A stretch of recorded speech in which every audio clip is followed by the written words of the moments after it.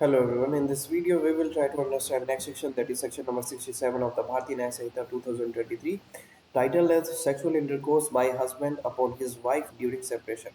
यानी कि दो पार्टनर, हस्बैंड एंड वाइफ, दोनों ही सेपरेट रह रहे हैं क्योंकि डाइवोर्स पिटीशन फाइल हुआ होगा, दोनों में अंडरस्टैंडिंग नहीं है। तो भले ही डाइवोर्स पिटीशन फाइल हुआ हो या ना हो, लेकिन स्टिल अगर दोनों अलग रह रहे हैं क्योंकि दोनों में एक म्यूचुअल कंसेप्ट नहीं है, दोनों सेपरेट सेपरेट रह रहे हैं, और वैसी परिस्थिति में अगर हस्बैंड सेक्सुअल इंटरकोर्स करता है या प्रयास करता है अपनी वाइफ के साथ, तो वो रेप की कैटेगरी में आएगा। एंड वैसी परिस्थिति में उसको कम से कम 2 साल से लेकर 7 साल तक की सज़ा हो सकती है। तो उसी से रिलेटेड ये सेक्शन है। हेडिंग से हमें इतना पता चलता है, टाइटल से। उसके बाद अंदर प्रोविज़न पढ़ के देखते हैं what it provision is actually trying to say. Sexual intercourse by husband upon his wife during separation. whoever कोई भी व्यक्ति has sexual intercourse with his own wife, कोई भी ऐसा व्यक्ति है जो अपने ही वाइफ के साथ सेक्सुअल इंटरकोर्स करता है, जो अलग रह रहे थे, हु इज लिविंग सेपरेटली, जो अलग अलग रह रहे थे, whether under a degree of separation, भले ही डिग्री ऑफ सेपरेशन की वजह से, क्योंकि कोर्ट टाइम देता है दोनों को कि अलग रहिए, ठीक है, जब तक डिसाइड नहीं हो जाता ये मैटर तब तक आप अलग रह सकते हैं। और इन बिटवीन अगर मन हो गया, दोनों को लगा कि ठीक है, हम एक एक दूसरे के बिना नहीं रह पाएंगे, हम अलग नहीं रह पाएंगे, तो आप साथ रह सकते हैं। तो कोर्ट एक डिग्री, सेपरेशन की डिग्री इशू कर देता है जिस ड्यूरेशन में दोनों अलग अलग रहते हैं।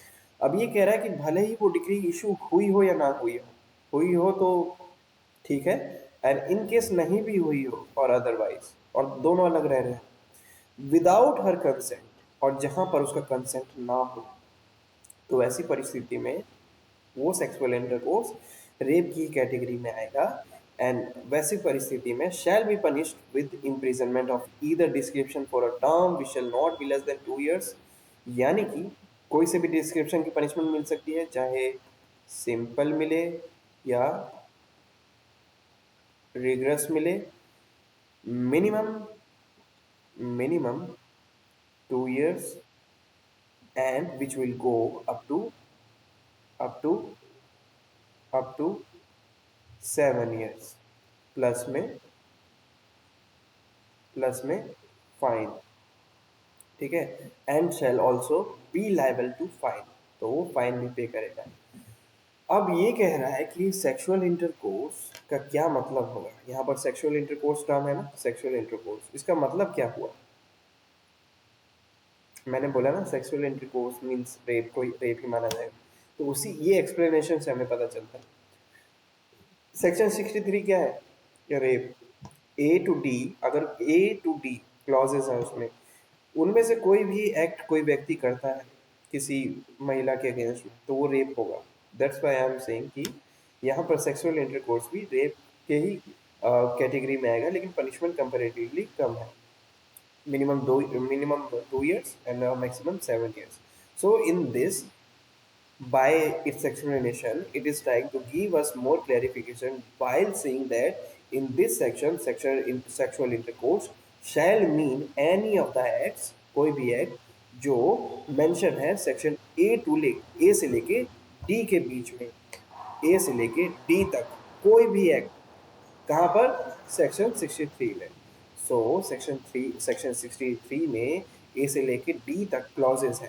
उन क्लॉजेस के अकॉर्डिंग कोई भी एक्ट अगर कोई हस्बैंड अपनी वाइफ के साथ करता है, वैसी परिस्थिति में जब दोनों सेपरेट रह रहे थे, इससे फर्क नहीं पड़ता कि दोनों के पास सेपरेशन डिग्री है या नहीं, डिग्री ऑफ सेपरेशन है या नहीं, हो तो भी ठीक, ना हो तो भी ठीक, लेकिन वैसी परिस्थिति में अगर सेक्सुअल इंटरकोर्स हस्बैंड करता है, तो वो रेप की कैटेगरी में आएगा।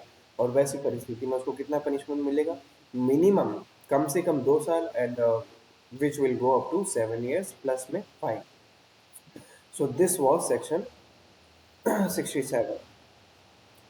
नाउ इसको रीड आउट करके कंक्लूजन दे देते हैं। What section 67 is trying to say, sexual intercourse by husband upon his wife during separation. Whoever has sexual intercourse with his own wife who is living separately, whether under a decree of separation or otherwise, without her consent, shall be punished with imprisonment of either description for a term which shall not be less than 2 years, but which may extend to 7 years and shall also be liable to fine. Explanation is saying in this section, sexual intercourse shall mean any of the acts which any of the acts mentioned in clauses 8b of section 63. So this was section 67 of the भारतीय न्याय संहिता 2023. I hope समझ में आया हो. In case नहीं आया तो पूछ सकते हैं कमेंट करके, and I will give my best to answer that question. Have a good time. Bye bye. Thank you.